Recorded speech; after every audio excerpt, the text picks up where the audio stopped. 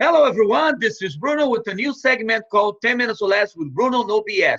A very simple and casual interview. No fancy cameras. Today, I have the honor to speak with Troy, Vice President of BluSky Restoration Contractors. How you doing, buddy? Morning, Bruno. I'm good. How are you? So far, so good, brother. How long have you been in the roofing industry? I started as a roofing apprentice in 1992. So whatever that math might look like, 25 plus years. When did you realize roofing would be a career for you? Oh, is that what this is? Yeah, I don't know, Bruno. It became a part of me. I think a little bit like you. I got a passion for it, and I love to solve problems. So I guess within 4 or 5 years, I realized that I was probably never getting out, and I think a little bit like you. You know, the industry starts wrapping their arms around you and inviting you in, and pretty soon you realize it is a career. Can you tell me a little bit about BluSky Restorations and a little bit about your functions with the company? Okay, yeah, BluSky is a true building restoration. Our claim to fame is we fix broken buildings.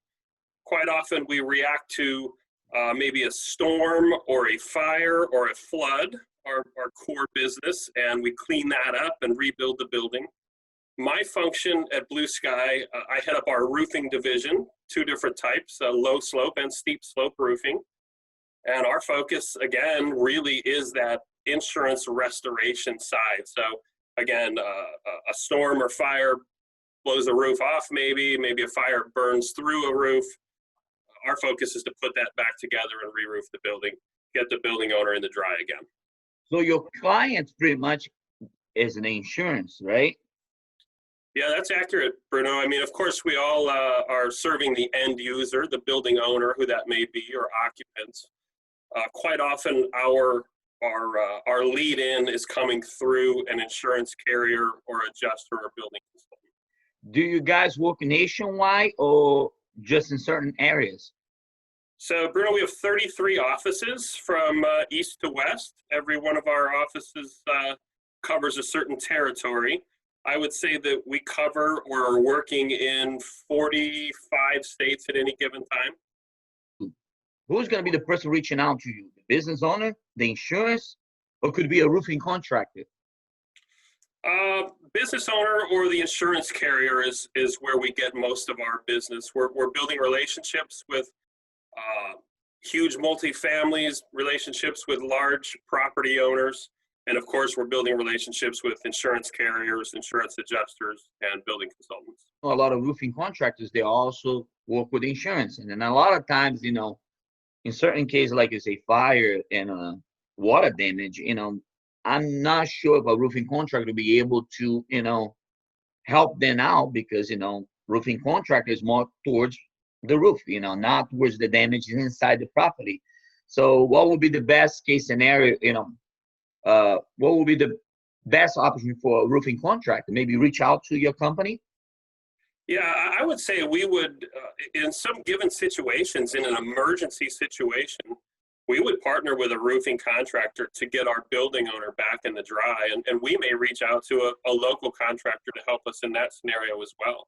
We self-perform most of our work, but we're a friendly contractor. I absolutely reach out to other roofing contractors like you and I had spoke for advice or for advancement anyway. So we may very well partner with a local, maybe if he doesn't have enough men or can't react quickly enough, or vice versa. So we would partner with a local if need be. Absolutely. What do you see for the future of our roofing industry, for the new generation coming up right now? Oh, Bruno, I'm sure that everyone is wore out by this. Labor. We steered all of our kids towards college and said, oh, the trades are no good. And here we sit. We can't get enough people. And it's really hard to get people interested in the trade. And you and I have learned this, Bruno. Once you get in, heck, it's a pretty good trade. These are good people.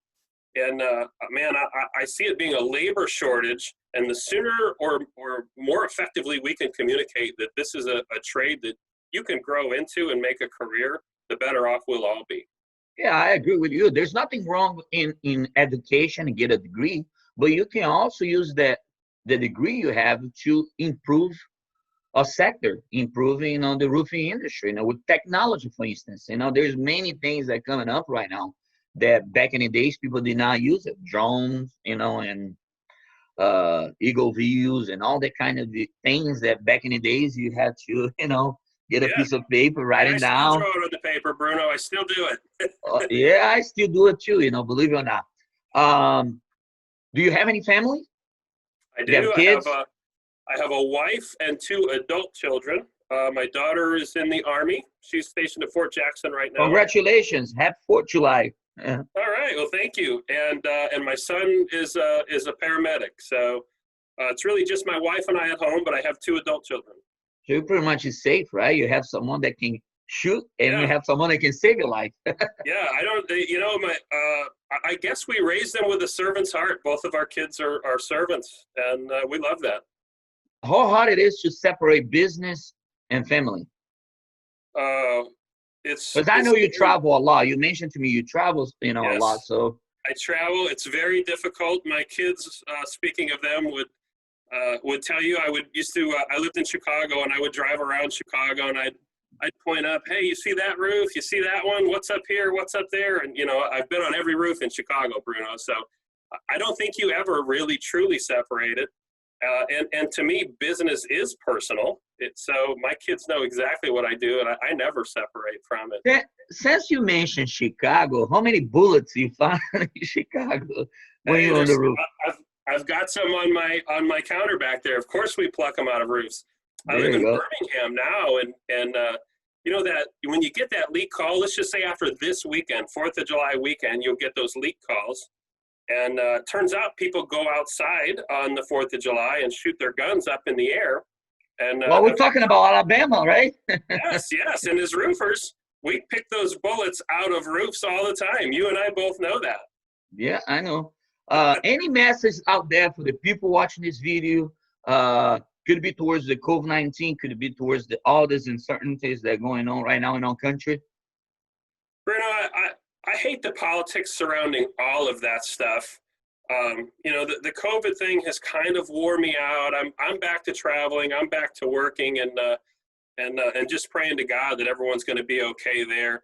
The politics, the other stuff that's going on, Bruno, I just don't care for it. I think we're all kind of one. I have a ton of friends from every ethnicity.